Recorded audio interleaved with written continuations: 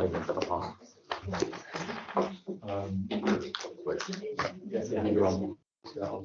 Okay, good afternoon, everybody. Yes, good afternoon. I'm Councillor Richard Darrington, the Chairman of the committee, and I would like to welcome you all to this meeting of the Children and Family Select Committee that has been broadcast live and recorded for publication. Item number 1 is the minutes of the last meeting. May I ask for a show of hands to approve the minutes, please? Chairman, can I just raise something about the minutes, please? You certainly can. At the last meeting, the officers stated that they'd written to all the schools, stating that it should only find the last possible solution when it comes to children taking time for holidays. However, I've wrote to all the schools in my area, and barring from one school, they've all stated that the advice that we've given in this meeting to us councillors was incorrect. I'm wondering if the officers could make that email be sent to the schools public so we can see exactly what they said to the schools. Thank you. Yes, we can log that and implement it. Thank you. May I have a show of hands for the last minutes, please? Lovely, thank you. Do we have any apologies? We have received apologies from Councillor Salt, and we have Councillor Vernon attending this meeting today.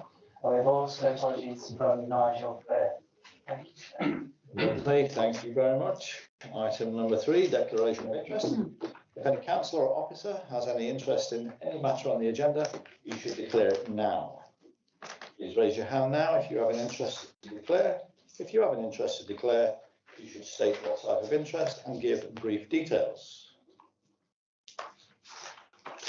Councillor Lee. Yeah, it's not in the conflict of interest, but just for honesty, I'm a foster carer for an agency, so just to put that. Lovely, thank you. We can note that.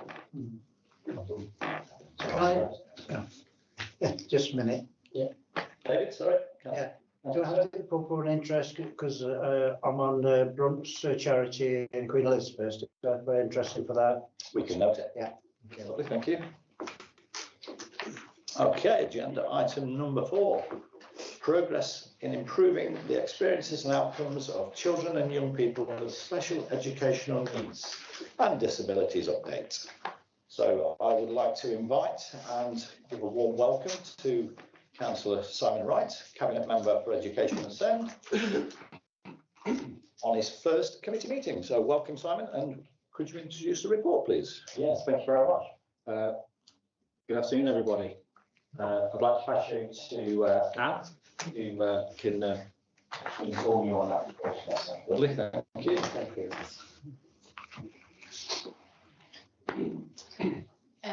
So good afternoon, members. Good to be with you today. So whilst Councillor Wright has passed you to me, I'm way more eloquently furnished with other colleagues sitting to my left-hand side. And also, members, I'm not too sure whether, I think this may be Orla's first select committee. So just a bit of an introduction about who's on the screen. So you will remember me explaining that each of us currently poorly has been off the we have in the last gosh, I don't know how long it's been now, Orla, about 4 weeks or so. Orla has stepped up into the acting Director for Education post. So a combination of Orla and to my left, Rosa, who I'll introduce herself, and Representative Georgina and Claire will take you through some of the key points in the report. Thank you. Yes, thank you. Good afternoon, councillors and members. My name is Rose William, and I am the Executive Director of Quality for the Derbyshire, Nottinghamshire and Lincolnshire Integrated Care Hall. So, as you'll be aware, the local area partnership for SEND is made up of the triumvirate that Anne has introduced. I don't know, Georgina. So I'm Georgina Palmer, and I'm the forum lead for Nottinghamshire's Parent Carer Forum. So endeavour to be the voice of parents and carers. Over to Claire. Hi, yeah, I'm Claire Sampson. I'm head of our statutory SEND services, so the services that oversee all the education, health and care assessments and plans. And, Orla, would you like to introduce yourself just in context to where you've also stepped up from, and then a combination of all. Claire will present the report. Good morning, colleagues. My name is Orla Green. I am the Temporary Director for Education, Learning and Inclusion. Good morning, nice to see you all. And prior to stepping up into this role, I have been the Head of Psychology and Inclusion Services, so the Principal Educational Psychologist. So I've been working very closely with Claire and Georgina and Rosa and Peter on leading our SEND improvement journey. So what you have in front of you today is an update on where we are up to. So some of the key headlines, and then I'll sort of hand over to Claire and colleagues for some more of the detail, is that we are just over partway through a 3-year improvement journey overseen by Ofsted and the Care Quality Commission of our local area SEND partnership. So our partnership for education, health and care services and support to children and young people with SEND in Nottinghamshire. So we are just after having our monitoring inspection in the summer term and published in September, which is where our inspection colleagues came to check up on progress. And the headline is that their assessment was that we are taking effective action across all priority areas of action. So that is not to say that we have ticked everything off our list and we have no further work to do. It means we're going in the right direction. We've made sufficient progress, but we still have priority areas of action for improvement that we need to work on. So the headlines are that we are reorganising our SEND governance to move from SEND improvement into business as usual that incorporates rapid improvement as part of the day-to-day work of all of our services. And we have an update from colleagues today on where we're up to in terms of some of the key performance indicators. I would like to praise and thank the team for the improvement that's taken place in the context of continuing demand increasing across the services for children with SEND.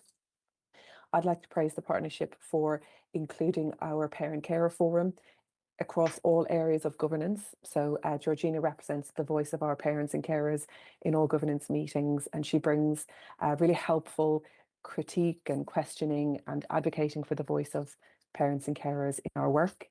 And we're also in the space of SEND reform now that we have seen the publication of the school's white paper, which sets out an ambitious timeline for the national reform of SEND services.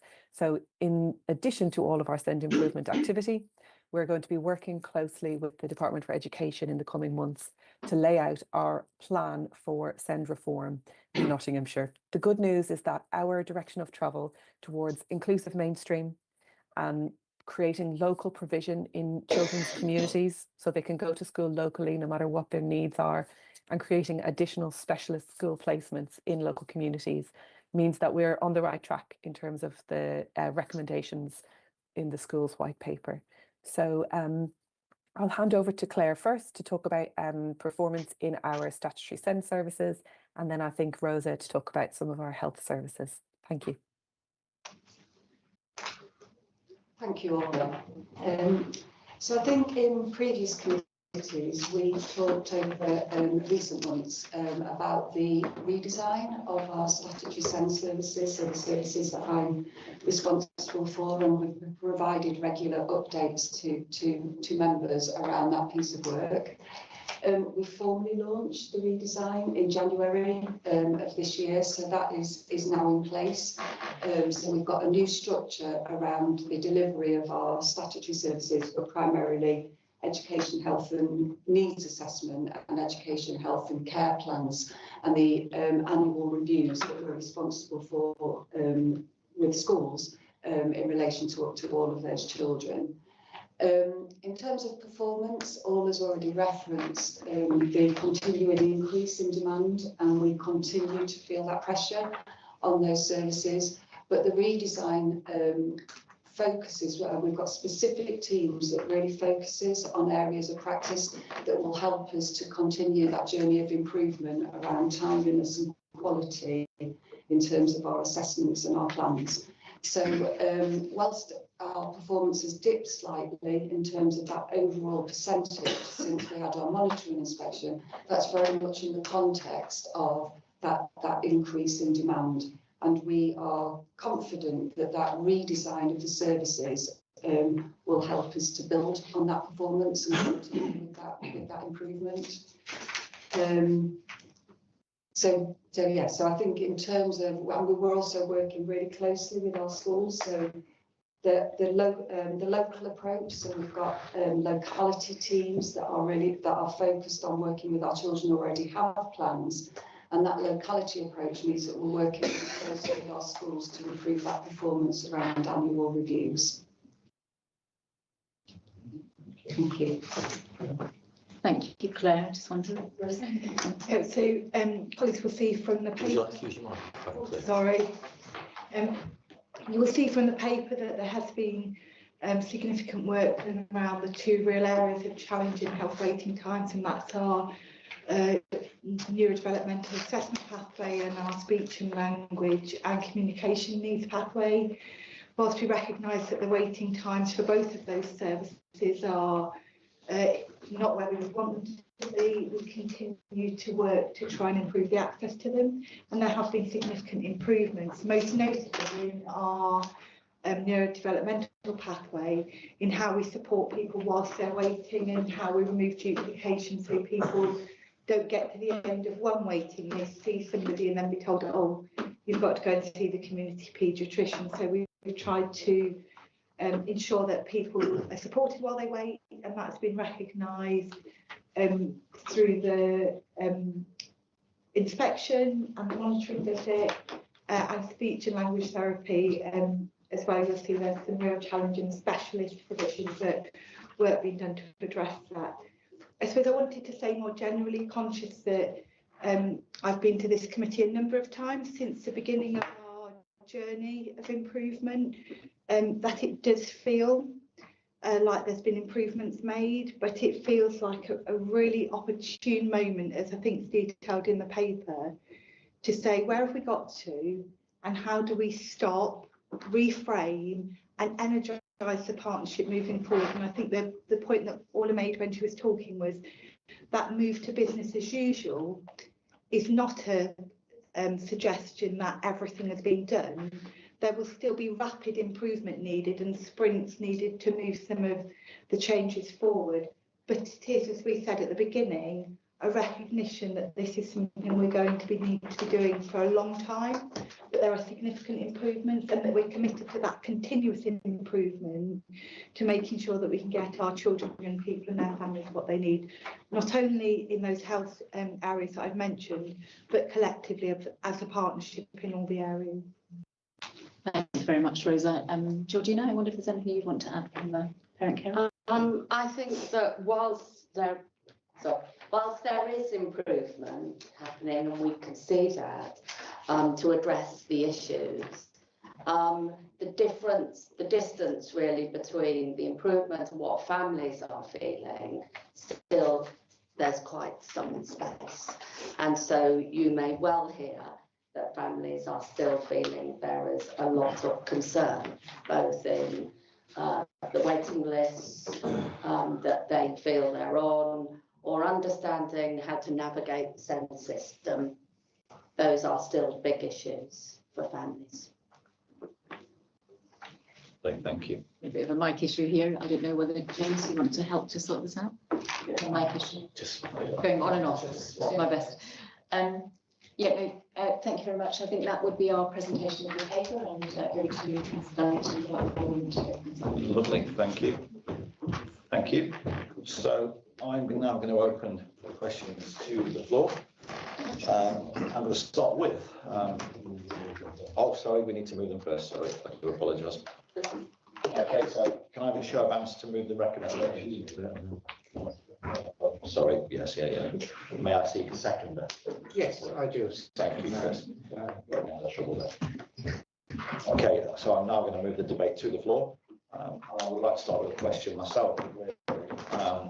Having a little experience in centre transport, having sat outside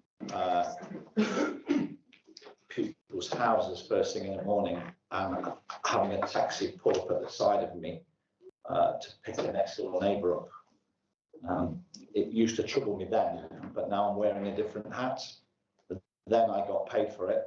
And I know that my friends and ex-business partners within the industry will frown upon me for bringing this up, but we're looking at some type of software that's going to move to save paragraph 9, £51,000 per year. Is it right that this figure is a conservative figure, and realistically, based on other county councils, they seem to be saving an awful lot more than this figure? So we've got a figure of 51,000. Is that really a conservative estimate? And could that be better if we follow the model of other county councils, which seem to be have implemented this system a few years ago and saving dramatic amounts of money through this? So is this something that we could look forward to as a county to grow? And what does it look like with the system trial? Are we actually working with the system at the moment? You know, what is that looking like? Yeah. Can I answer that? That'd be lovely. Yes, yeah. Elliot Mizzen, Head of Transport, recently appointed in that role. So you speak specifically to the software. That is currently at the procurement stage, and we look to go live with that, or be doing the onboarding in the autumn, with a view to going live in January of 27. The actual £51,000 that we're referring to is the saving around the actual software costs that we've currently incurred. So actually, it's not doesn't reflect any of the efficiencies that we think we're going to achieve, you know, with it. We're being at the moment, we're preferring not to actually give any estimate as to what we think we'll save. But what we're confident in is that the ability to constantly review and revise the transport that we've got will be made possible with this software. So we're confident it will deliver both efficiencies within our team, but also in the way that we manage the offer moving forwards.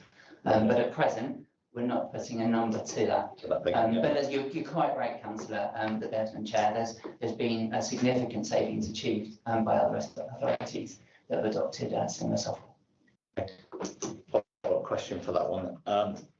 What percentage of one pupil vehicles do we have at the moment, and how will this software mitigate the one pupil system, but at the same time maintaining the needs of individual cases? So you're quite right that at the heart of this has got to be a family-centred and a child-centred approach. I don't have right to hand the percentage that we've got currently that we call kind of lane or solely travellers. So I need to come back unless someone else has got that information to hand. I don't have that right now.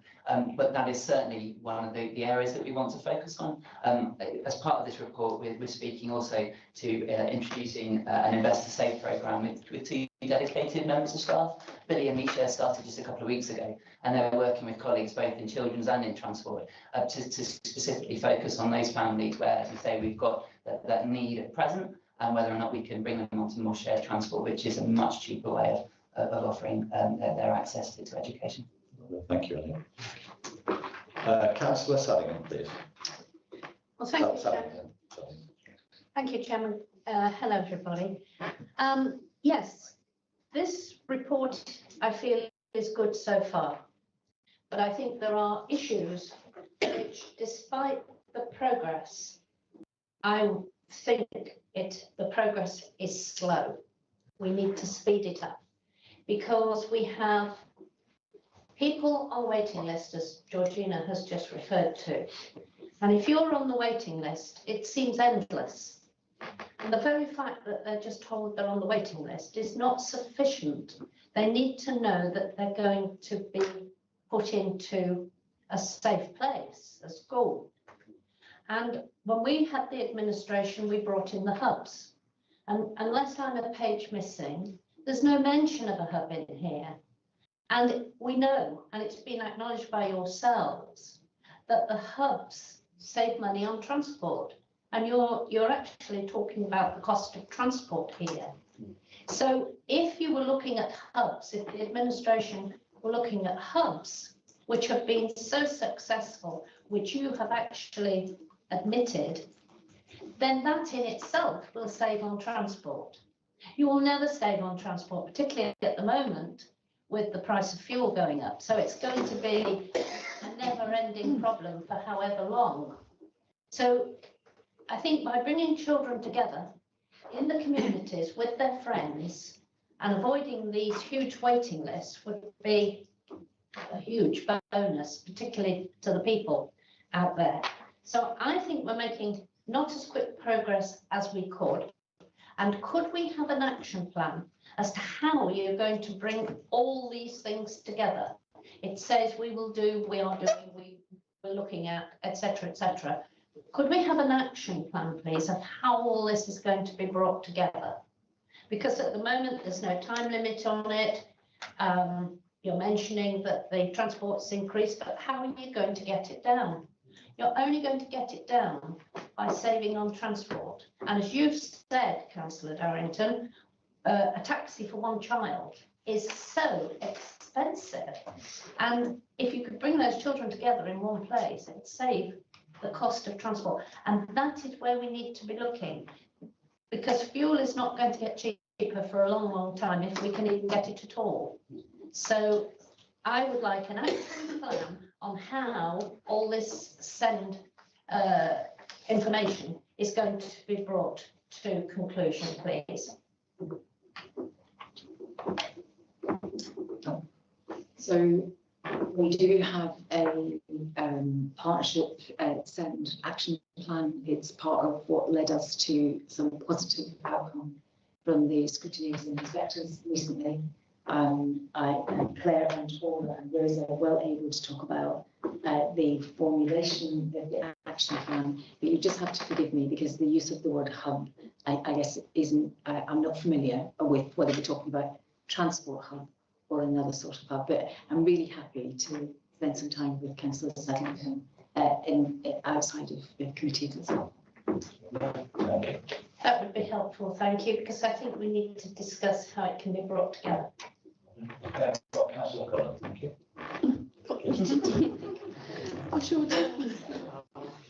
Thank you. Thank you, Chair. Thank you. I'm looking at page, well, I've got two questions, but I'm looking at page 20 at the moment, and I'm looking at tribunals. And I'm reading where it says tribunal activity continues to present a risk to the local authority in relation to cost. Let me tell you something, it presents a much greater risk to the parents of children that are already in a great deal of stress, and this adds additional stress to them. And then if you look at the next paragraph down, national figures granted, tribunals showed that 99% of appeal decisions were found in favour of the parents. So of the 130 we've got at the moment, we could take a rough guess that most of those will be found in favour of the parents. So we're putting parents through a great deal of stress. So my question is, what is wrong with the initial assessment that would cause so many tribunals and 99% of them to be found in favour of parents? And is there something that we can do? Because obviously that's expensive. I mean, even if 50% were going to be found in favour of parents, that's going to be really expensive for us at the council. And there's probably something that we could do to have a look at those assessments and see if they were actually wrong to start with, that could save court costs and help parents to relieve their stress. And I just find it a bit, I just find that a bit unacceptable. And because, I mean, as you, Councillor Wright, other people in the meeting will know that I do actually run a SEND service. So I spend a great deal of time talking to parents and carers and knowing their stress around this. I am a parent of a special. Yeah, so you understand it too. That's why I've got grey hair. Yeah, exactly. So that's disappointing. And the complaints received by just further down at point 51, complaints received by local authority system remain high. Even these many years after trying to improve the service, complaints remain high. And that doesn't show that whatever. I read through the report, and it's such a lot of very professional language that, I mean, I work in this field and I have to concentrate hard to figure out what all of it means. And complaints remain high, so something just isn't cutting the mustard. So the other thing that I wanted, my other slightly different question was, mentioned a couple of times the increase in demand. It's all because of the increase in demand, And I'm hearing, you know, is the increase, do we know if the increase in demand is going to continue or if it's cyclical? Because, you know, we've got a huge problem with secondary school placements at the moment, because that's going to actually dissipate next year because of the fall in birth rate. And do we know, have we done the maths on this? Is this increase in demand 1, 2, 3 or consistent years? Do we know? They're my questions. Thank you, Councillor Cullen. Thank you so much, Councillor Cullen. As the committee will know, that the complexity around the tribunal system is a national issue as much as it is a local issue. I think I'm going to bring in Orla and Claire. You know, we too are worried about the amount of tribunals that we're faced with. It is the only part of children's services where a parent can go straight to tribunal. You'll know if, I'm sure, having looked at some of the consultation stuff in the white paper, that there are a section in the white paper trying to address that and seeking people's views a bit about the tribunal system itself. And that, of course, is an open consultation, and we really encourage everybody here to be part of the consultation. It's an incredibly costly experience. Some of the things that we would say is that if the complaints procedure was used appropriately, that may help. And you know, we as a council don't always agree with this situation, and that is what catapults us into a tribunal system. But I'm going to let the more expert people in the room come in. Orla, I don't know if you want to come in on that. Yeah, thank you for your question and your observations of some of the challenges that our children and families are continuing to experience. To your third question, this is a consistent increase that we have seen year on year for the past 5 years in particular. And something that Georgina was talking about, particularly since we've seen the release of the school's white paper, you know, there's a lot of uncertainty for parents and carers, and we've actually seen a significant increase in requests for assessment in line with, you know, national increases since the day that the paper was launched. So we see that increase consistently. In terms of complaints, the complaints to the service, significant proportion are about the timeliness of the assessments. So as you know, there's a statutory timeline, and you know that's where our performance is challenged. But I wanted to share with the committee that our teams are completing more assessments than ever before and producing more EHC plans than ever before. So more children are receiving their plans. However, because of that increase in demand, the timeliness continues to be the challenge. So that is the complaint that we are sort of working through. But we're seeing significant reductions in that complaint, in the waiting times. And I agree, we need rapid improvement. So we just saw, for example, a decision recently to invest even further in educational psychologists who are practitioners who complete these assessments. And in September, we're seeing 6 new full-time educational psychologists join our service. So we've managed to increase our local authority educational psychology service by 55% in the last 3 years.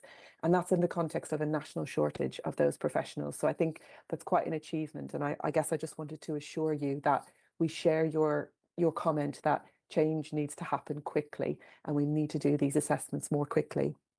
The final point I wanted to share was around complaints going to tribunal and the national amount of decisions going towards parents and the amount of time and stress this causes for parents and carers. Agreed. So we're very hopeful about some of the suggestions in the school's white paper about changing the complaints process and really having a relook at the school's complaints process and opportunities to have a more robust moderation and mediation process earlier rather than waiting for the tribunals. So we know that even the National Tribunal has process has a significant delay, which is a cause of concern for parents when they're waiting a long time to actually have their hearing. So we're really impressed and hopeful to see that the school's white paper is talking about earlier opportunities in a structured way, so parents and carers feel like their voice is protected and listened to try and resolve conflict and miscommunication and disagreement as early as possible. And I just wanted to bring Claire in for a moment as well to talk about, so that's in the white paper, we're hoping to see that, but this is actually something we think is really important, and we have built some of these mechanisms into our local reorganisation of our statutory send processes.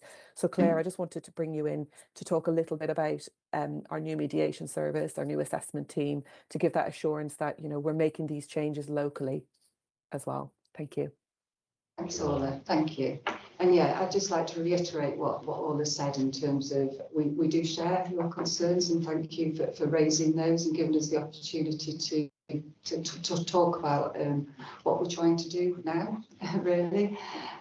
So as Orla's just said, you know, the reorganisation of the service, that one of the things that we've done is that focused assessment team. So that comes back to your point, Councillor Cullen, in terms of getting the right decisions at that point of assessment, and really working more closely with parents and carers and families about the outcome of the assessment, and having a more relational approach, which I don't think we've had recently because of that increase in demand. It's been much more of a process. So we're really hopeful that will start to have an impact soon. We have also invested in that mediation service, as Orla has referred to, so all of our families have the opportunity to engage in mediation, and our hope around that is that we don't reach that tribunal stage. So we are working really hard with families to try and resolve things at a much earlier opportunity. And I say we have that same response in relation to complaints as well.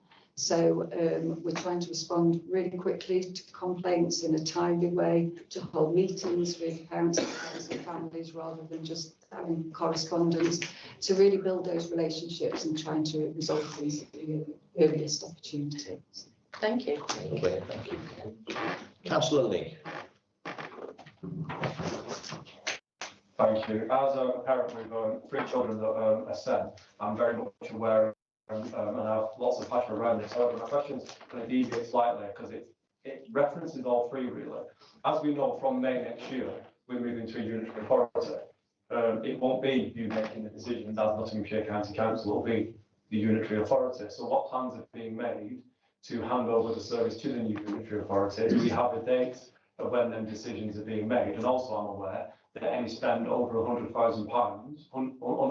over £100,000 has to be signed off by the new unitary authority. So I hear what the officer stated at the very beginning when it came to the white paper. However, it won't be us. It won't be you making the decision. It'll be the new unitary authority. So I'm going to presume that you'll be putting advice and a plan together with the unitary authority to make the decisions going forward. What are their procedures?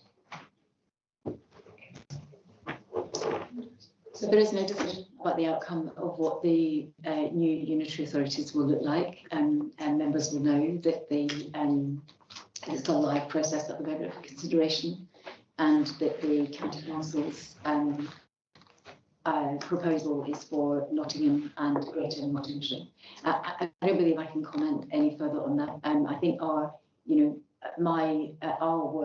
professional word to this committee is that we will do all we can for the children of Nottinghamshire, and we'll continue to do that both when we get to vesting day and afterwards.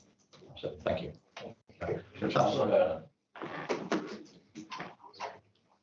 I'm standing today, but I know quite a bit about SEND. I was embedded in a SEND school for about a year and a half. Mine's to do with paragraph 8. If we look at this here, we're back into the officer speak, which has already been mentioned. The growth reflects increased demand, rising operator costs, get that, reduced availability of local specialist provision, get that, resulting in longer travel distances. Surely the distance from home to school remains the same. So we want to answer that first, and then I'll go on to the second part, if that's okay. That's fine, yes, yeah.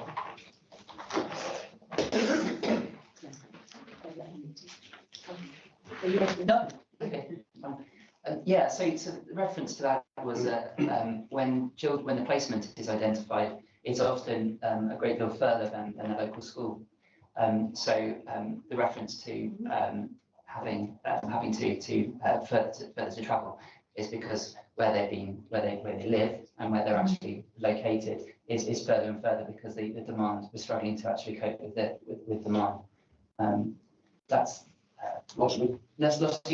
I'll try it again, and then I'll defer to Claire. So back when we were 2016, 2017, when we had about £7 million we were spending on transport costs, provision was a lot more local, and as demand has grown, we haven't got the actual facilities to cater for that demand. We're having to go further and further to kind of meet that demand, and so the journey times that the young people are travelling is getting further and further, and so the cost is going up. So anything? Yes, I was just going to say, I think our special schools don't all meet the same needs for our different children. So certain special schools meet different kinds of needs. So it's not always as simple as children being able to attend the special school that's most local to where they live. And as Elliot's just described, because of that increase in demand, we haven't always got that flexibility in the system to have the right place for the child as local to them as we want them to at that particular time. So it is a real struggle in terms of finding the right place at the right time for the child, which can mean that children can travel further distances than we would like them to, which then has the increases in the costs. Yes, thank you for that clarity. The second part, this has included investment in 2 fixed-term evaluation and improvement officers. So we've got increased travel to different locations. We now need 2 officers, I'm assuming, to manage that, to review the high cost of transport arrangements. So 2 officers to look at transport costs. And then it goes on here, and I don't know all these abbreviations, the anticipated gross mitigation for these roles is estimated at £500,000 to just under £750,000. So 2 more officers, I believe you're new to post, that's 3. And we're going to spend £500,000. Is that just for those 2 officers and probably yourself, or is that part of whatever the EHCP process budget is? Thank you. So these two officers, who, as I indicated, have recently started. They've got there's a number of their main focus is around engaging with families who, at the moment, are getting transport provided for them by the authority, and we're wanting to engage with those families to explore the possibility of moving to what we call DTAPs, which is direct travel assistance payments. At the moment, it costs around about £11,000 a year for a young person to travel on shared transport. A DTAP is in the region of £2,500 a year. But they take there's a lot of time and effort that needs to go to build those relationships with the families to actually encourage them to consider that. And at the moment, the natural default is to go for the provided transport, which is obviously that more expensive arrangement. So these 2 members of staff, one is embedded in our team, or one's part of our team, the other is working very, very closely with Claire's team in SEND, statutory SEND. And the focus of them is to bring about, I suppose, a change in approach. Internally, we're going to be working with those families that are already on transport, encouraging them to consider DTAP as an alternative. And then Billy's role, working in Claire's team, is to actually encourage her team and others to engage early doors with these families. They know they've started the journey. Yes, we know long journey for EHCPs, but actually early doors, maybe be considering, rather than the transport provided by the authority, could you actually amend the way that you do, your family works, etc., or the environment in which you're caring for your family, so that actually you can take your children, your young people to provision. So that's the main focus of their work. But in addition to that, they're going to be looking at high-cost transport arrangements, the lone travellers, those that are individual, and actually provide some additional capacity to look at those in more detail. And the focus is that they will actually deliver a saving overall. So whilst there'll be a cost, as you've indicated, of around about between £650,000 £100,000 over 2 years. The net effect of that, with the savings delivered through the DTAPs, is likely to be in the magnitude of £250,000 to £400,000. So is that salary? Yeah, so that is purely salary. Two salaries for 2 years? Yes, 2 salaries. Okay, thank you. Lovely. Can I bring Alan in, please? Yeah, if you don't mind. So I'm really grateful for the quality of questioning today. It's really helpful, really keen for people to understand how it is that we're working. I mean, our overall ambition is that we don't have children taxied around the county, that we would like our children to be as local to home as is possible. And some of the, we've got to prepare our young people for adulthood, and in being taxied around or transported around the county can often lead to a lack of independence when children become young adults. And I hope that what members are able to hear is that we don't think there's a one size fits all here. I think it's a complex picture. It is for those children who need it, where transport is provided, and actually where we can build sufficiency, work with our schools, try our best to be as inclusive as possible, then we aim to keep children locally and avoid long journeys in the first place. But it's a real work in progress, and it's not just Nottinghamshire that are struggling with this issue, it's a national issue. I say that not because that makes it any better, but just in terms of context. Thank you. Do we have Councillor Peterson in the corner? You patiently. Thank you, Chair. I'm just looking at some of the figures on page 26 and 27, and it seems to me that we were making quite good progress, but towards the end of the year, it seemed to be slipping back, so the November, December figures particularly look not quite bad. Perhaps comment on that.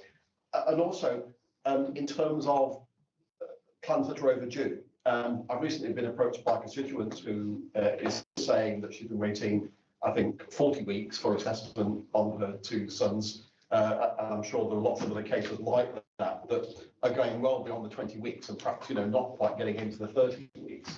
I don't know what steps you're taking to deal with those sort of scenarios, whether that's perhaps to do with parents making unreasonable demands, for example. I don't know if you can comment on what you're doing about the ones that are taking a long time to resolve. But it's clear in a child's life, then, we're talking about a long time. And once you've lost a year of education, you can't really get that back, can you?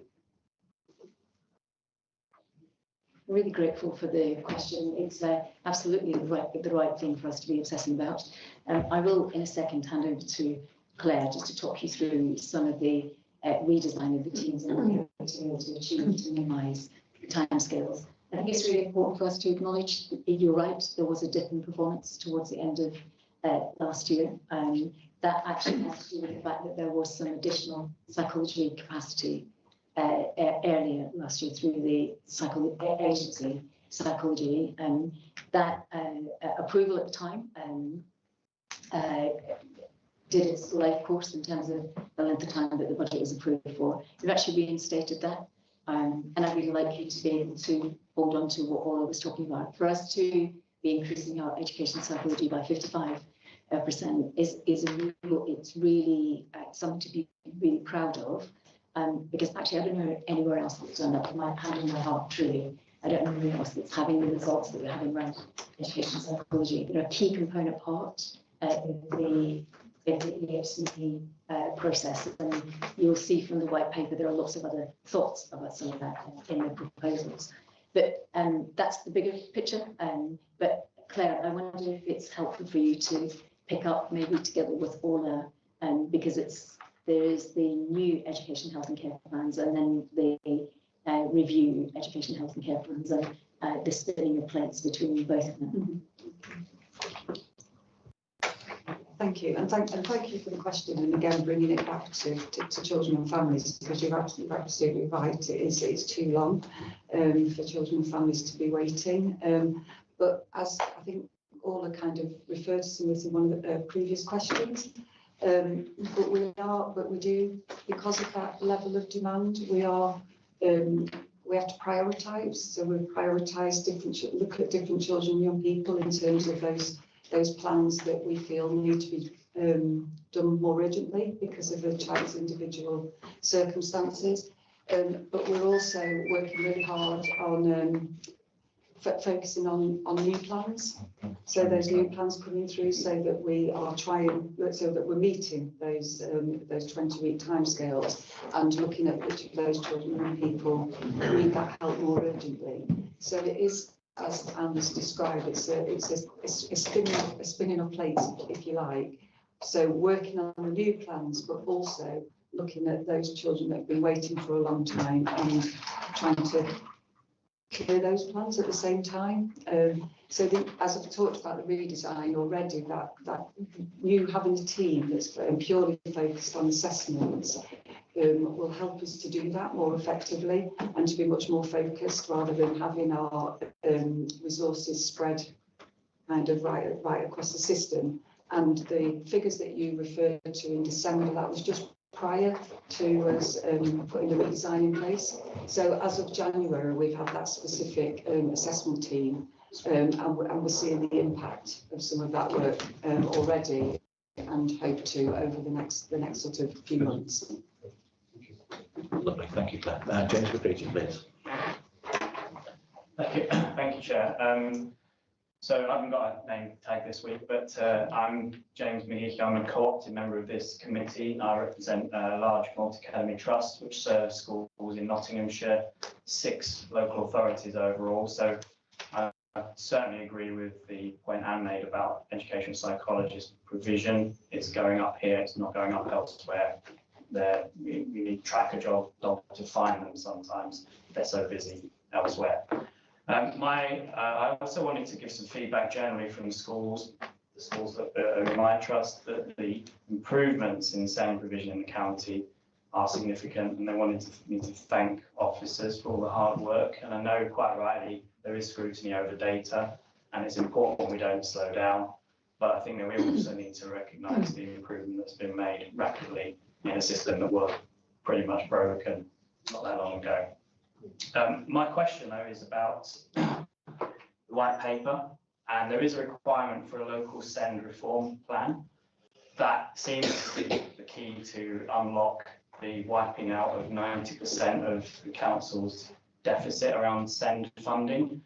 And so the question is, where does this committee sit in terms of governance relating to that local authority, local SEND reform plan? Because I know it's a requirement, and it would feel obvious that this committee ought to have oversight of what's in it, how it's moving forward. There are significant, having said all that positive stuff about schools, there is significant concern in schools about the implications of the white paper, not in terms of what they should achieve for children, because those ambitions are really, really positive, but more about the pressure that's going to put on schools that are already significantly under-resourced, and the direction of SEND travel is putting more children with more complex needs in local schools, but we're not seeing the detail over how they're going to manage that. So I think a lot of that should come through that SEND reform plan. So that's my question. How's that sitting? How far have officers got with that? And when will that be shared with this committee? Thank you, James. So it's a really good challenge. We're right in the middle of looking at our plan, and Claire, I know we have some thoughts about whether we would, the membership of the group that are currently looking at the plan. So we're quite happy to take that away and obviously work with you to think about what's the governance of that in terms of select committee. But you will understand that there are incredibly tight timescales.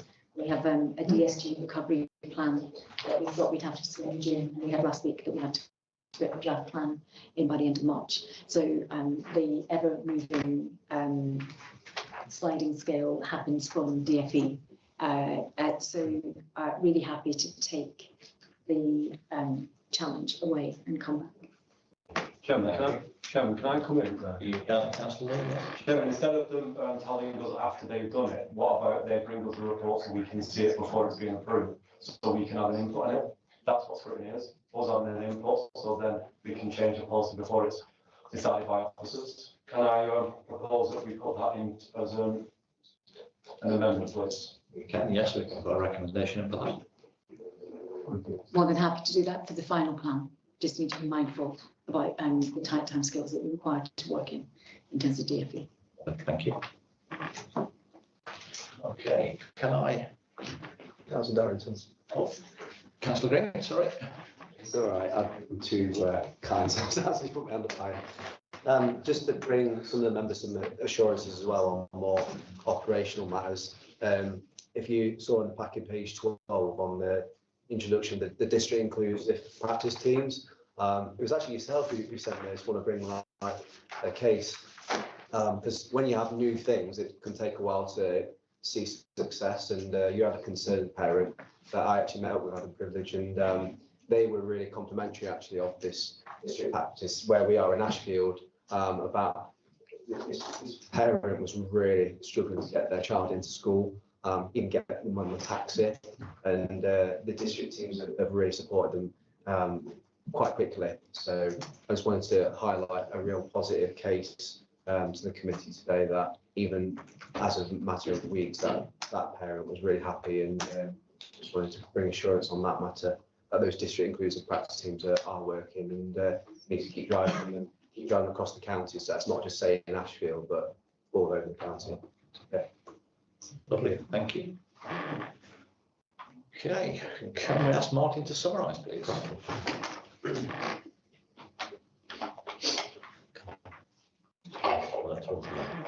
Thank you. Yeah, that was a very good discussion, and thank you for Elliot for coming as well and covering Sound Transport, because it's the first time we've kind of like the report's been this wide ranging on SEND, and now we've kind of like moved away from the inspection, more like a business as normal approach. So stuff that's come to me, so we're going to circulate to members the number of single child journeys and arrangements that are in place in Nottingham, so we can get that information to you. We've had quite a discussion about SEND Transport today, so just to note that the Place Select Committee will be doing a task and finish review on SEND Transport and also school transport provision. That should be starting kind of like end of April into May, but it's been agreed that we will invite members of the Children and Families Select Committee to be part of that review as well, just so we get that broader engagement and that broader approach. And then finally, you requested that that the Executive Director gives consideration of how children and families members can be involved with the development and governance of the local SEND reform plan. No, that they bring the plan back to this committee so we can input in it. Not that they tell us about it, we want an input into it. And not at the end, during the phase. I did say development. I said development and ongoing governance. So I think that does cover that. Can I just make a suggestion? I think Anne's absolutely right. That can't wait till the next time this group meets. So if this, the reason I asked the question is because I feel there should be some input from the governance level to the generation of the plan, but it may be that there needs to be a subgroup that comes out of this that can work more closely with officers, and then it will need to come back here, but presumably it will then be something that has had some scrutiny, but will be the final plan. I don't know what the deadline is, but it's not long down the line, is it? Yeah, okay, well, we can set a subcommittee and then we'll think out how to do it. Yeah. Okay. I think my wording is very, careful to say like that Anne gives further consideration, because there's lots of different ways. I wouldn't expect Anne to be able to think on her feet straight away how best to engage members, but as you know, with good scrutiny, it all doesn't happen in the committee, and obviously a lot of the best scrutiny happens in the task and finish groups. The other kind of like informal kind of arrangements that we have in place, and just by wording it like that, not that this is a form, it's like an area for further action, it just gives Anne time to go away and think about it and how best we can involve. I don't want to be committing to doing things in a certain way which may not be the most optimal way of doing it. It's not you, with the greatest respect, you have been careful with your wording intentionally. It's not up to you to make decisions, it's up to this committee and the councillors to make decisions.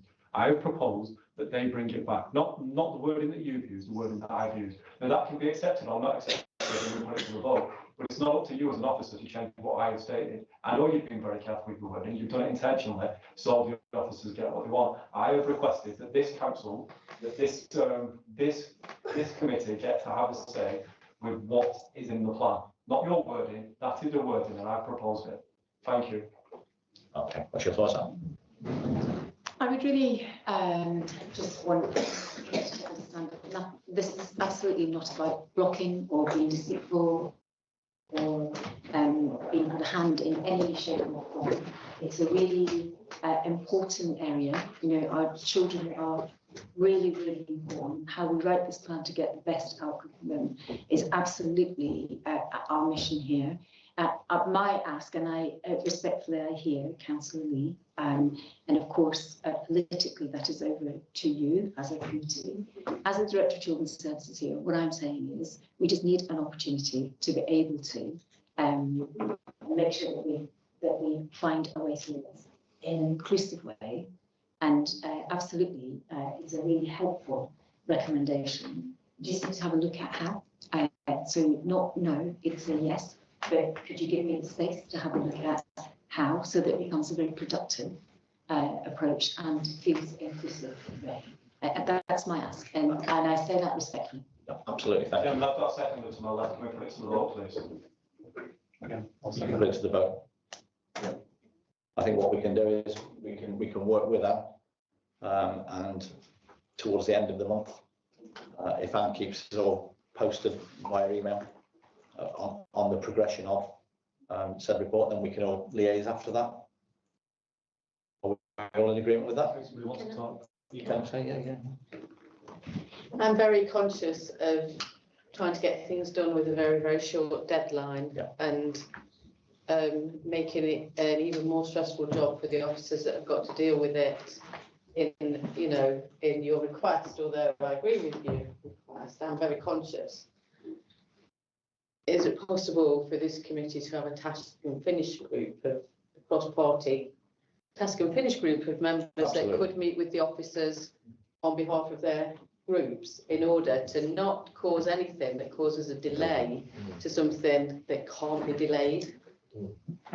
Chairman, I'm more than happy to meet again as this committee for another meeting to be called for us to go ahead. Task and finish groups are great, but they don't include everybody. And everybody in this committee are making the decisions. I'm more than happy for us to go away, speak to the officers, but for an emergency meeting to be called, so we don't have to meet. And the day that I'm here on behalf of my group, I can meet as many times as we need to do so to make a decision. Okay, that's what we'll do. Just want to be really clear that for the not for the end of March submission, it will slow this down if we don't submit a report which is just a draft report. We run the risk of not complying. So just want to be really clear what is being asked for here. The end of March is 2 weeks away. And we recommend doing that plan. It is a requirement of the council to submit that to the DFE. So I am, as the statutory director, being really clear with this committee. It will be absolutely inclusive. We'd really welcome the focus of members' inclusion in this for the final plan. And we have some weeks that will give us the grace to be able to do that. Chairman, then coming back to you then, if they've only got 2 weeks, why are they only bringing it to us now? And why is it not brought to us beforehand? That's on the officers and the senior officers of this council, that they brought it to us, asking us to approve something 2 weeks before it needs to be approved. And now we're asking for more input. They're saying we've got a lot of time. I'm sorry, but we are the elected members of this council. We're the ones that get held to account. We're the ones who get dragged over the coals when a decision is made. That's on the officers. They should have given themselves more time, with a great respect. I'm not going to respond to that. Can I just say one more? I think it's just to know, with regards to that, like task and finish and all that stuff that we do outside the formal committees, there is no number. If there was an issue that every single member wants to look at the task and finish group, every single member of the committee could join. There's nothing to stop them. We can normally just say 4 to 6 is an ideal number, but if everyone wanted to join, every single member of the committee could come to a briefing session or a task and finish review. Okay, lovely. Lovely. We will pursue this at a later date, I think. So can I ask for a show of hands that everything is being captured by the members? Chairman, with great respect, has been proposed and seconded my motion. That needs to go to the vote first. That's amendments to the motion, so just take a vote on that. Yeah, and then we'll vote on it. Yeah, okay. We'll take a vote on the amendment then. All in favour?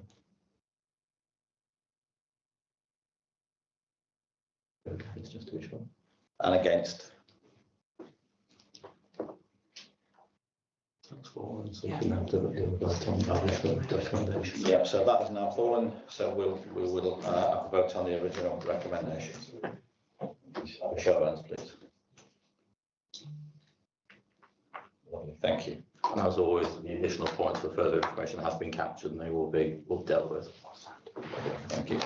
So we will swiftly move on to item number 5, Families First Partnership Programme and Children's Social Care Reform.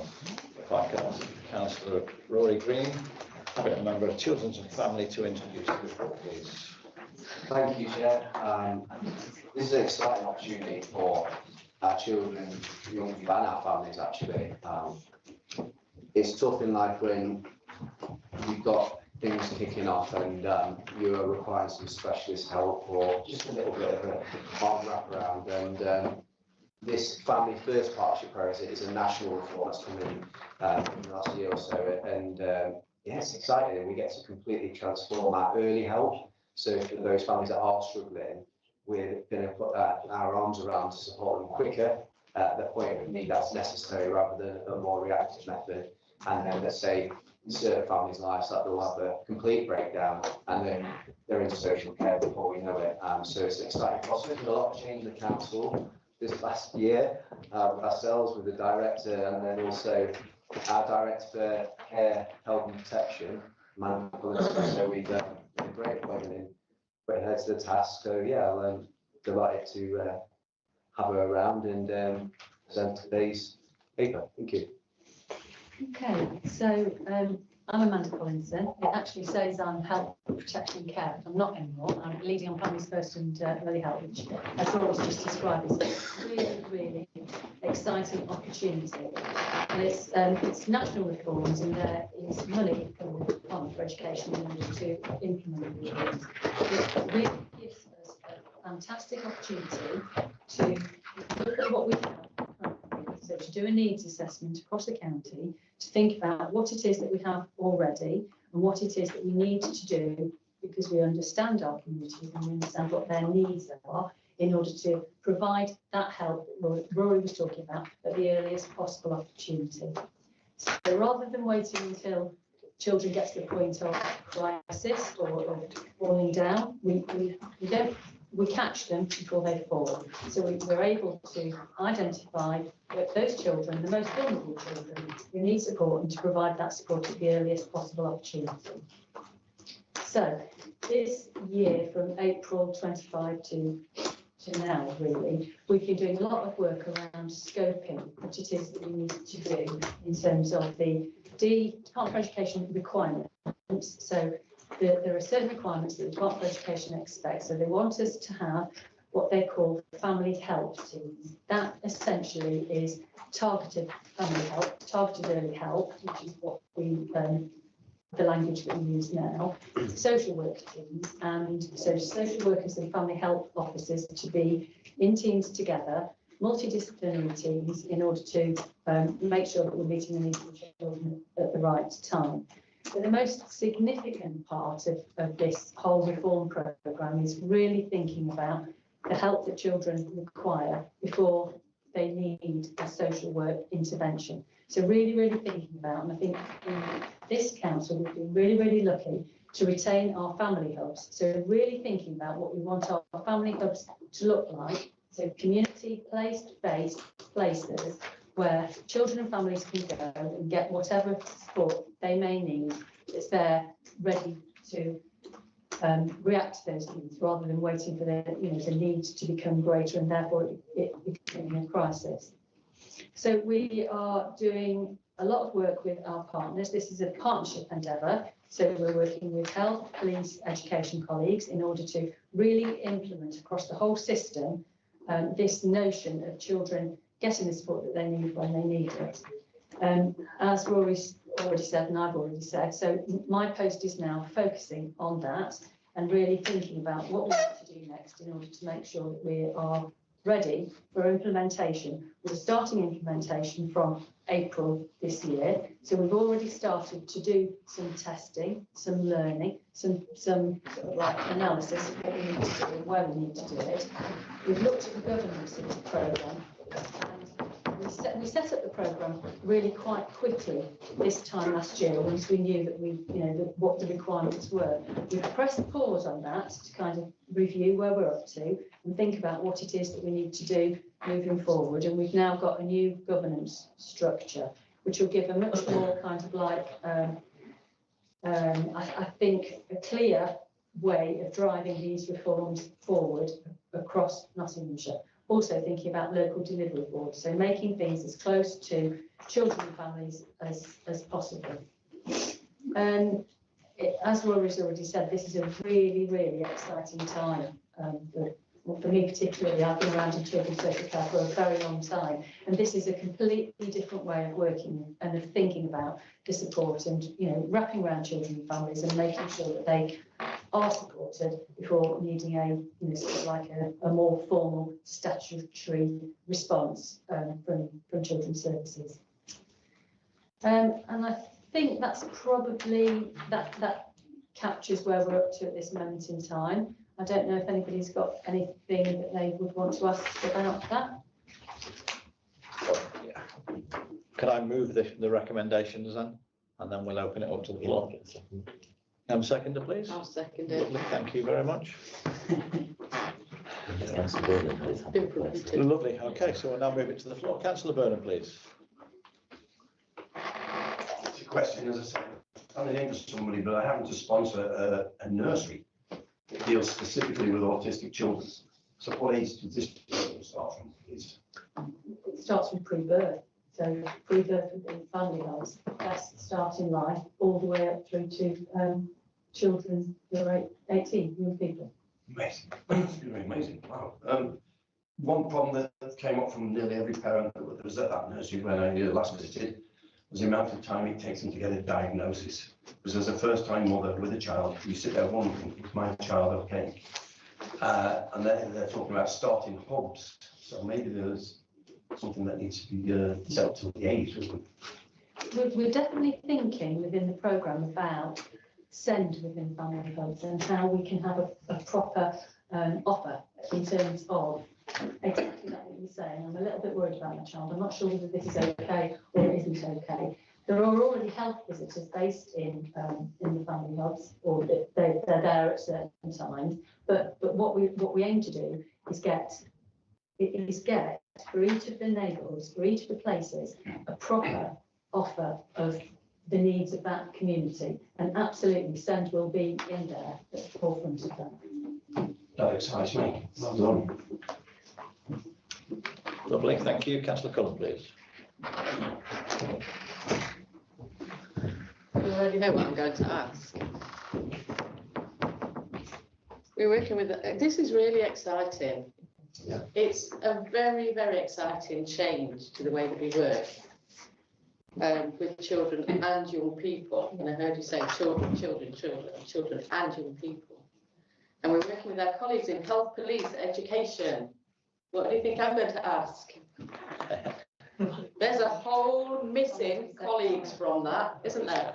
A whole missing of, I said it in the last meeting and the one before, and local council, the vast number of organisations in the voluntary and community sector who deliver with children and young people, particularly young people, but lots of children, particularly with children and young people who will benefit from this. Is the voluntary and community sector represented on the shadow board? Is it represented in the governance? And if it is, why can't you bring yourself to say the work as voluntary sector and make it inclusive for everybody that works with children and young people? I can absolutely bring myself to say voluntary sector. Part of the work we've been doing around the needs analysis in the county is absolutely that, understanding what services are where, and therefore what we would need to provide in those places that haven't got services, for example.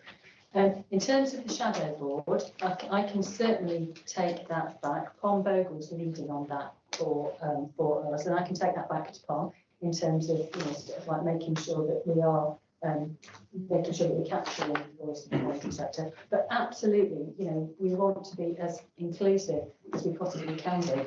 and really recognise the important role that the voluntary sector plays. So absolutely we want to be engaged with yourself. It's my mission. It's not just me, it's the whole voluntary sector. Look, Amanda's talked about local delivery boards and local being local, actually really looking at what the needs of our children are and what's the richness of our community and making sure that we've got the right people at the table.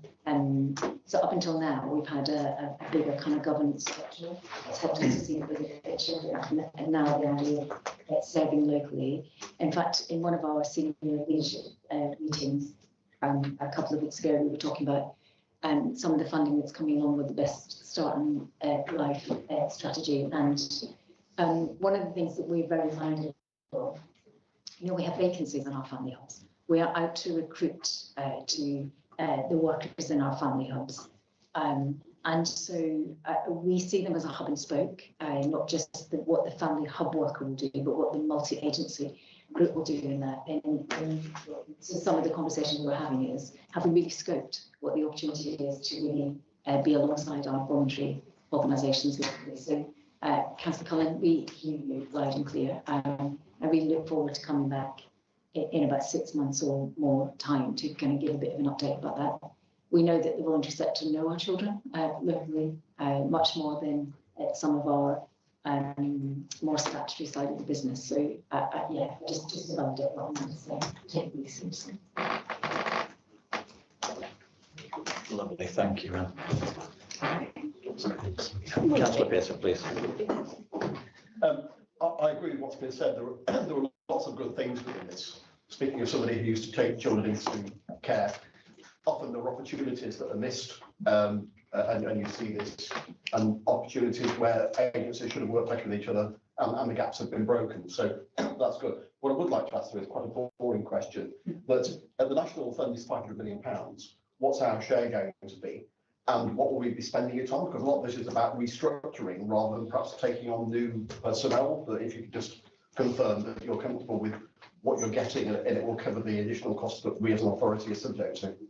Yes, we were granted 3.2 million between April 25 and April 26. That money was for really doing all of the groundwork that I've talked about. So we have employed people. So that, for example, there's a health colleague who's seconded into the programme. There's another health colleague who is actually working for us within the programme, working for the council. All of the activity that we've undertaken so far is about kind of like being able to be ready to implement. So to have an understanding. So the needs analysis, for example, that I've already talked about, having somebody to do that, having some data analysis in order to help us to understand what that means, and then kind of implementation. The other parts of the requirement from the DFE is testing and learning. So thinking about, so there's mandated parts of the programme, for example, multi-agency child protection teams. So we've done a lot of testing and learning within those teams. And again, supported by transformation colleagues, but again, needing to employ certain people. We've employed an engagement officer, for example. We've employed a communications officer. I can't think off the top of my head, but a number of different people in order to help support us to, develop the programme. And yes, we've been able to do that within the budget that we've been allocating. Thank you. Lovely, thank you, Amanda. Councillor Adagoki, please. Yes, okay, Chair. Thank you. Thank you very much. I've got two questions. It's more like a line of inquiry relating to the governance, accountability, and delivery of this service. And I'll read the questions out so you can pick it up very well for me. Number one, how will the change from the Send Improvement Board to business as usual, governance from April 2026, through the Send Partnership Assurance and Improvement Group, AIG, continued improvements across the Send system? And then number 2, how will the change of playing Christine Leneham's role, changing into one of independent scrutiny and assurance, enable robust challenge and accountability to continue, and also for it to be strengthened? It's up to you. Yeah. Thank you. Okay, a little bit late, but we will answer them anyway, if that's Thank okay. you. We'll just, Yes, so I will come to Claire in just a second, but if you don't mind, I'll take it back to front. So Dame Christine Lenehan has been an absolute tower of strength and great ambassador of Nottinghamshire. We are, as a whole partnership, eternally grateful to her wisdom and her humility, actually. She's very funny to work. And at the point of, in the aftermath of the inspection, it was right and proportionate to form the improvement board. But actually, with the outcome of the inspection visit last year, it puts us in a different position. Please don't hear me wrongly, we are not out of the woods yet, but it does put us in a different position because it's an assurance board. And ourselves and 5 other local authorities are looking at the difference between the role of an independent chair of an improvement board and then an independent scrutineer. We talk about independent scrutiny as a bit like you have in the Children's Safeguarding Partnership. It just allows a bit more of a check and challenge as opposed to chairing of a function. And we're, it's not been done elsewhere. We're part of 5 authorities keen to try that. We think it would be it will offer a lot more scrutiny, a lot more challenge. So we're just right in the middle of moving from a board function to, you know, it is right that myself and people like myself and Rosa are able to chair and really, but actually having a scrutineer that checks and challenges us around delivery. We know from experience in the safeguarding space it's a lot more effective. So we think it's the right time to move to that. Thank you. Thank you very much. Lovely, thank you. Really positive step. You were saying? I think jointly, we feel it's a really positive step, and in fact, something colleagues will remember. Dame Christine was appointed by this council through choice. Yes. And we weren't instructed to, and we're keen to keep that momentum on with our move towards better scrutiny, I think, of the next phase of our journey, again, through choice. And also that Dame Christine is actually helping the national group to write the job spec for the scrutiny. So she very much hasn't left us really. Okay, brilliant. Thank you very much. Thank you. So moving on, can we ask Martin to summarise, please? Sorry, I've got a working my phone just moving around all the time. It was just the one thing really. I think it's really to obviously go away and look how the community and voluntary sector can be included in the governance arrangements really. And I'm sure we'll have a discussion with Councillor Cullen outside the meeting just to get a bit more information. But no, that'd be really helpful. Thank you. Lovely, thank you very much. Can I confirm with the members that all the points have been captured, and take a show of hands, please? Lovely, thank you very much. So agenda item number 6, Children's and Families Departmental Performance, Risks and Financial Position, Q3 25-26. May I invite Cabinet members Rory Green and Simon Wright to introduce the report, please. Oh, sorry, sorry, Ollie. Okay. I'll pass it on to Amanda, can you turn yours off? Sorry. I'll pass it on to Rory, maybe in a new Thank you, Councillor. Yeah, thank you, Chair, as well. This is quite an exciting part of the pack as well. Particularly for scrutiny, rightly so. There's lots of information there, lots of pros and some stuff to work on as well. If you look particularly at Appendix 1, that'd be really helpful to people if they haven't quite had a chance to look at it. Particularly proud actually of this service, to be frank. There's 30 KPIs in total. We have 6 that are heading quite in the right direction, and we're going to probably talk about potentially. But Yeah, really good. It's 80%. So if you score someone being factual about it, 80% is a darn good score. Plenty of room to manoeuvre also. So yeah, that's on hand, but yeah, it's quite a good report. Thank you. Thank you. So Councillor Darrington, it was my intention not to take you through the paper bit by bit, but more to say, because it's a dense paper and the members have read before coming, but you have got the whole of the children's senior leadership team sat at committee and all responsible for their individual areas and all on screen. So it would feel more appropriate and happy to open up to any questions or scrutiny.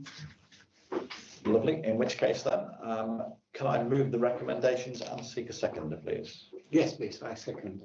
Thank you, Chris. Lovely. Okay, I'm now going to move the debate to the floor. Councillor Lee. Chairman, thank you. A question directly to the portfolio holder. Hopefully he can answer this directly and not pass on to officers. Does he know the furthest distance our children are away from Nottinghamshire? How many children have been placed outside Nottinghamshire, and what that is costing the council taxpayers? And I'd like the portfolio holder to answer that question if possible. Just to clarify, in detail, you're talking about 7 children or looked after children, I'm not quite sure. Sorry. Children in care. And you're asking how many are out of counting? Yes. In total, we've got, sorry, one sec.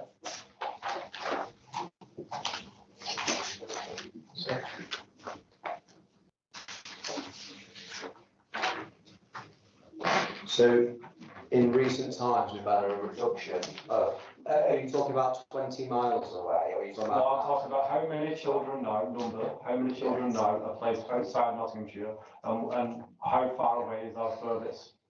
I don't know the exact figure at this moment now. We've got 938 children in our care, and the amount about 20 miles or more are deteriorating currently. So I don't have the exact figure of how many out of counted. Thank you. And the reason I asked, it wasn't as a gotcha, it was a simple question, because the fact is you can have one child placed, example, I don't know where our children are placed, so just think, we could have one child placed, say, in Newcastle. That cost to the local authority, with social workers travelling there and back every few weeks, to having contact we have to pay for parents and so on, could be considerable. So I get that the local authority is saying that we have reduced it by a percentage, but that's not a figure that we need to know the figure of what it's costing, because just having one child placed outside the county could still cost this authority lots of money. And I get that placement is crucial, and we don't want to upset any placements that are in place and that are doing well. However, to say percentages isn't what we need. We need to know figures, we need to know facts, and we need to know more information. Thank you, Chairman. Thank you. Thank you very much. So we tend to think about children that we care for other than placements, because every one of the members in here is a child. And we are working really hard to make sure that we keep our children close to home. And that's close to home in Nottinghamshire. It's close to home in their families where it's safe to do so. But really importantly, that we're able to, when we care for children, that we have them with people that care for them because we understand their needs. Really. We're doing lots of work with a company called Empower. They're nationally doing some brilliant work, and we brought them in to help us really look at value in care. So not just the cost of care, but the value of care. So yes, in terms of cost, but in terms of output. And I'm really happy to help this committee understand what that looks like. We do it measured rightly on more than 20 miles away, but the length of this county is more than 20 miles away, depending on where you may be. So it's not as easy to say. I just would, and I hope you will appreciate my next few words, which is I'd ask members of the committee to be really respectful about if they have a question like that, really happy if we can have some information before committee. It would help us to be able to bring the right information. Because really happy to help to know the profile of that. We'll give you a profile of, if the committee are interested, will help you to understand age of children, the kind of areas. Of course, we all respect children's confidentiality when we do that too. So yes, we are measured on the 20 miles, but the county itself is much bigger. So hopefully that's helpful. And actually, if you want to know that information, we'll make sure that in our next report we bring that up. Show you a bit from that, help you to understand how many, and give you some reasons as to why. And I wonder whether Rachel, you want to add anything on to it? No? Thanks, Anne. Oh, is that working? Someone else is on. Can you hear me? Are you going to hear? I'll speak loudly, just in case I don't hear us. So yeah, as Captain said, we've got around 940 fluctuates, around 940 children in care, and 18.8% of them at the moment are looked after more than 20 miles away from home. Some of those young people are in Birmingham, some are in Wales. They are, for the vast majority of them, in a high quality provision that is meeting their needs. And we know how much it costs, and we also know the value of it, as Anne says. And when we say value, we mean how much we're spending and what are we getting for that child in terms of the impact on their life. And it's absolutely right to say that we think children have better outcomes if they're living close to home, unless there's a particular reason for us to look after them elsewhere, and that happens every now and again. Don't have the costs, we have the cost of the placement, but not the costs of the additional costs, as you say. And of course, actually, it's not just social care, but we want young people to live close to home so they can access their GP, stay in their local school, ideally, be part of that kind of network. Maybe they'll go to a family home. So there's lots of reasons. And detailed within this paper is some information around the Homes for Children programme, which is a programme seeking to improve the sufficiency of looked after placements for children in the county. And within that programme, there is work that will bring children home. So we will be bringing forward proposals to have more internal children's homes. So we'll be able to bring some of these kids to live back in Nottingham in homes that we're running ourselves, as well as to increase the number of foster placements that we have here in Nottinghamshire, which I think all members would support. We want our kids to live in family-based placements and obviously reference family networks as well, and bringing children to live in their family networks. So there's lots of work going on behind that 18% figure that we're seeing coming down. Lots of active work going on to seek to address that for children. Thank you. Lovely, thank you. Councillor Cullen. I'm looking at page 41. Different paragraphs on page 41, paragraph 23, 25 and 28. And I'm thinking of numbers where it says percentages. So we said we've got roughly 940 children looked after children. And a quarter of them are recorded as persistent absentees in school. Quarter of them. That's a lot of children in that looked at. I'm talking as a corporate parent here. A quarter of them don't go to school regularly. Half of them are in education, employment or training, which means half of them aren't. So a quarter didn't go to school, half of them didn't manage to get a job after school or go to college or university or anything like that. And there were 36 first-time entrants into the youth justice system per 100,000. So that's actually that's not so many, but nevertheless, it concerns me, and you know that I know the complexities of this, but it does concern me that children that grow up in care only have half a chance of getting a decent future after they leave care, and a quarter of them don't go to school consistently, and we have to do something about that. Thank you so much, Councillor Cullen. We just couldn't agree with you more. We know that there are lots of reasons why children can engage in a learning environment and things that stop them. We're really committed to an integrated children's services. I think myself as an integrated children's services department now. We're working really closely with a great virtual school here. from my own experience, I think the virtual school in Nottinghamshire is second to none. It's something to be really proud of, but actually one of our children in our care not engaged in the right kind of education is too late. So we hear you loud and clear. The assurance for you today is that we are doing lots and lots of work around really understanding what it is that's, that's keeping those children out of education. I don't believe in the idea of part-time. I think the word should be banned. I think we think about reintegration timetables for children, not part-time. We're working a lot with our education leaders to make sure that the provision that we are supporting these children within school enable them to engage in education itself. I don't know, Claire or Orla, whether you would add anything else to that, or indeed any of the other directors.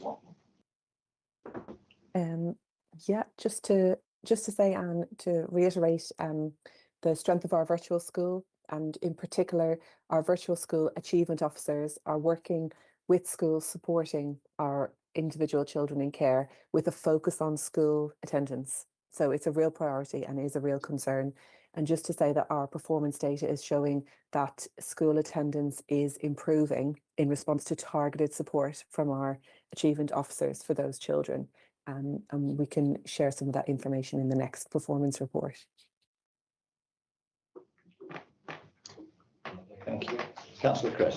Yes, I just wanted to raise another question on the CNF performance. I'm going to read out again to you. Are the different parts of the services on track? Oh, sorry, my microphone, please. Thank you. Are the different questions again, please? Are the different parts of the services on track in meeting their targets and objectives that are detailed in individual service plans as well as in our own council plan? And then number two, are the activities that are detailed in the annual delivery plan to support the delivery of the ambitions of supporting children and families? And how will the program as well ensure responsiveness to changing community needs over time? And one more, please. What processes are in place for monitoring the implementation of the Families First program? Thank you. Okay, let me have a go at that. I think there were like 5 questions in there. So I guess it would I'd be intrigued to know if there's any particular part of the children's services performance that you would be interested in as part of the reason for giving the report before. If you allow me, I'll answer you in a bit of background, which is in January, we as an integrated children's services have implemented an approach called driving quality improvement in practice and performance. Okay, bit of a long mouthful. As somebody who doesn't like acronyms, I'm going to give you one, which is that's called DQIP. And actually, what it's a tried and tested method I've done elsewhere. It's been really good to bring that into Nottinghamshire. It works by helping putting in an approach where every team that delivers for children has the approach is very much based on a daily briefing in the team to think about what it is that they need to achieve for children that day, what maybe didn't happen before because of course we work in a very busy system, what might be coming up, and making sure that the teams are really ready. Now that may sound very simple, but in a very busy system, that is a little bit of gold dust to do because it helps you to know what you need to do as opposed to how noisy the system can be. So every team across the whole of integrated children's services meet on a daily basis. It's a tasking meeting, it's for about 15 or 20 minutes. And then there's a weekly performance meeting. It's looking at information that we have to hand, which has populated this performance report. We take that from Mosaic. We take lots of spreadsheets when actually our data is input into Mosaic, because Mosaic isn't doing that every minute. And then it culminates in a monthly forum. That forum is chaired by myself. it has all of the directors here. Yeah. At the forum is all of the service managers, heads of service, and directors. We've had 2 so far. We have one coming up in 2 weeks' time. We can already see the trajectory of difference in performance for children just by being back to basics around really noticing the things that we need to do. It's a very strength-based approach. So, for example, in our last forum, just a couple of weeks ago, we had about 85 of our managers there, so you see it's quite a big machine. So something that can be quite big, but looking at the detail is really powerful. And out of that, we notice our strengths and we notice our what needs to be our obsessions. And every time each manager writes a highlight report monthly, comes right through the system, what they also do is look at what the key priorities are for the next 3 months, using performance information and the outcomes of the audit. So we're in the early stages of that. I'm sure and feel confident, and I look at the directors around the room because it's been new for my colleagues, and it's a very energising approach to it. We also had our colleagues from HR with us the last time, so it's a very inclusive process, and that's how we will drive individual service plans based on what are our key performance indicators and more than that. Right. Hopefully that's helpful. Yes, very well. Thank you. Councillor Savington, please. Thank you, Chairman. I really concur with the comments from Councillor Cullen, and actually we have discussed this on several occasions, and we've been given figures of how many children don't attend school that are looked after. Because I know I've raised the comments that we ensure our own children attend school, yet we are corporate parents and here they are not attending school. And in the last paragraph on page 41, paragraph 28, it says, where am I? Improving attendance for our looked after children is a priority for the virtual school. So may I ask what we are doing to ensure that they do attend virtual school? There has to be something that makes them interested, I suppose, to go. And then further down, paragraph 31, when we've had all these children out of school, where are they? Because surely we should know, as corporate parents, that we need to know whether they're actually in some organisation or whether they're roaming around the streets. And paragraph 31, 2.9% of the 16 to 17-year-olds, the most important part when they're finishing their education, generally speaking, are not in education. So what are we doing about it? It's all right reading these figures, but we need to know what action's been taken, please. If you can't do it now, can we have something that gives us that information? Because it isn't a case of just saying it doesn't involve us, it most certainly does. As corporate parents, we ought to know where all these children are. And paragraph 29 says, where does it say? That there's been suspensions too. And okay, it's only 5,427 out of 128,000. But that is a considerable amount, you know. So to me, as a parent and a grandparent, I would like to know where they all are. And I've asked it before on several occasions, and we don't know. Lovely, thank you, Councillor. Can I pass that one to Anne, please? Sure, no worries. So thank you, Councillor Farrington. I know that this is an area of passion for yourself. Look, it really worries us that children aren't in school or learning, but as you will also know, there are a whole load of reasons why some children who experience trauma actually struggle at times to engage in learning. And the answer to that is a whole system. It's about schools being inclusive.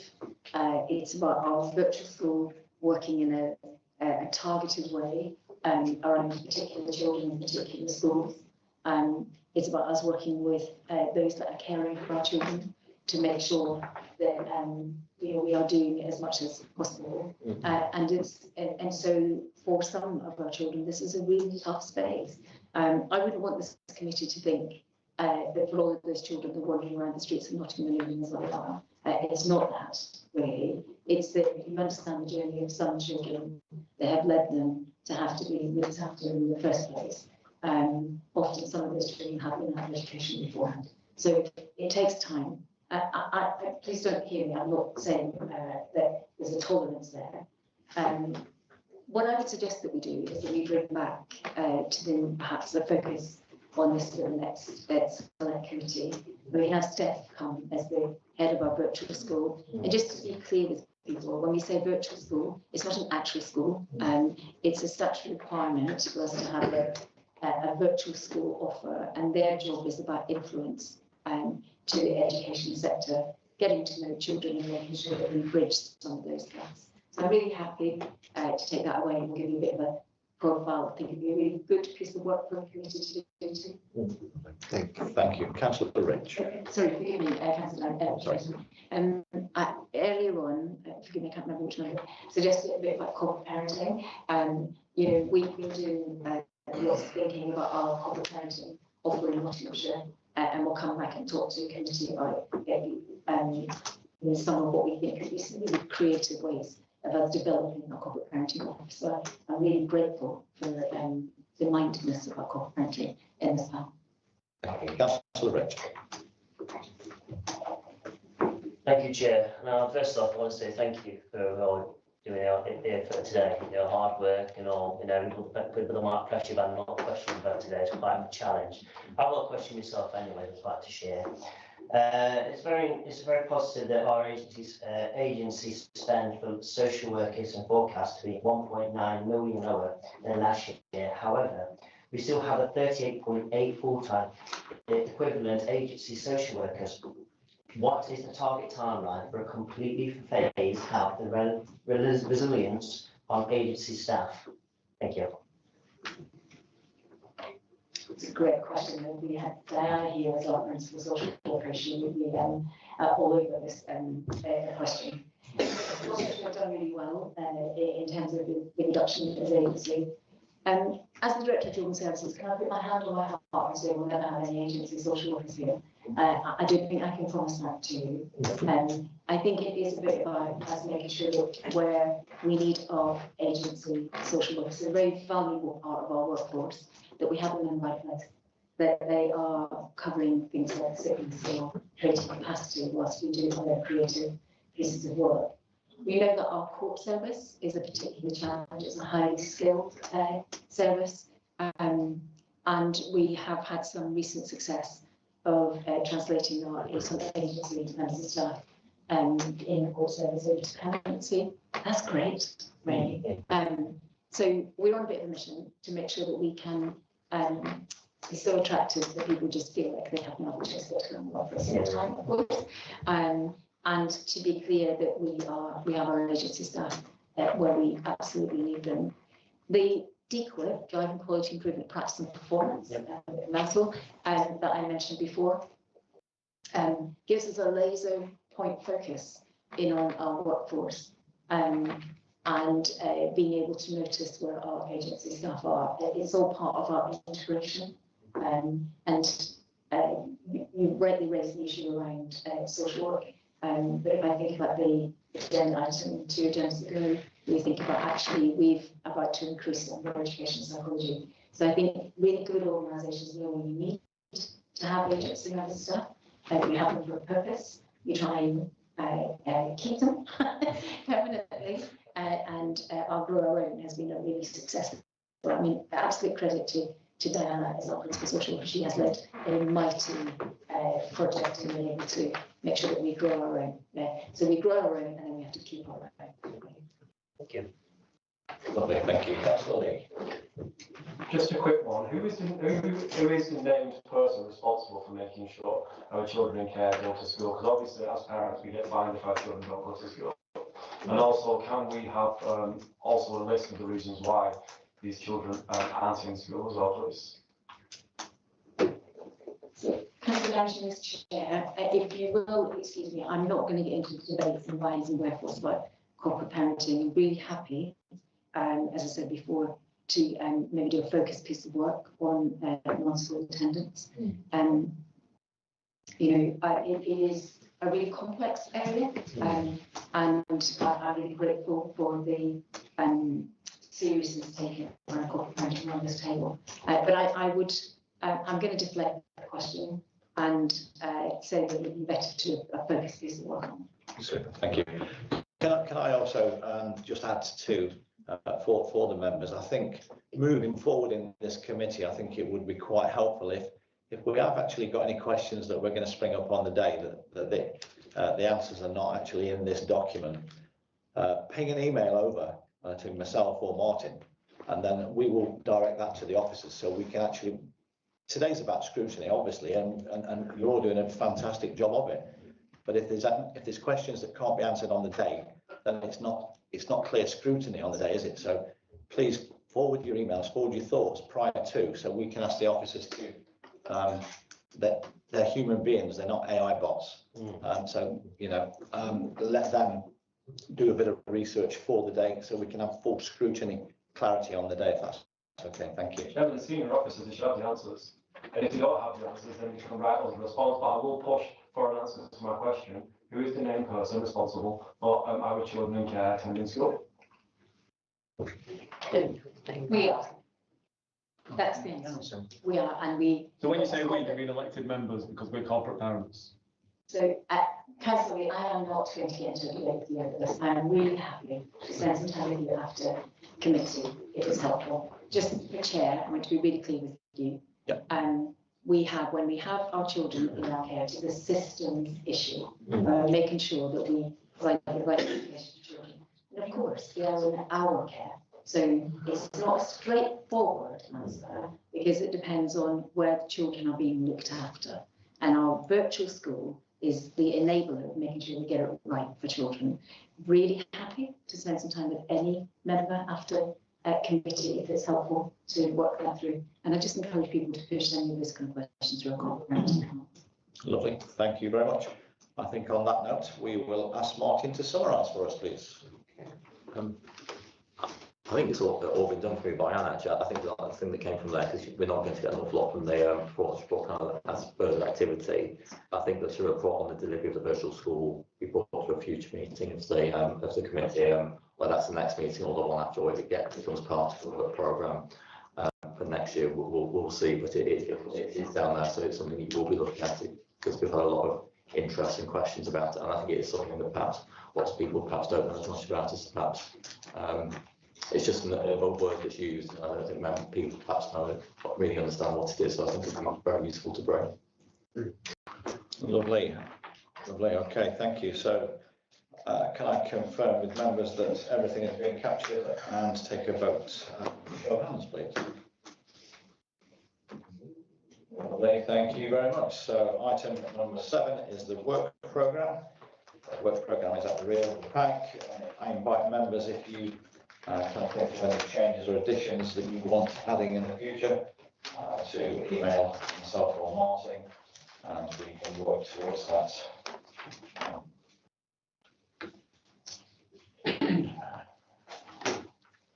I'm going to ask Martin if there's anything else you'd like to add. Nothing to add, it's just to note that we did start the work. The task-based review about kinship care started last week, so thank you for those members that attended, and the second meeting will be in April. It went really well, so we did say thank you to Katie and the team for attending. It was a really good session.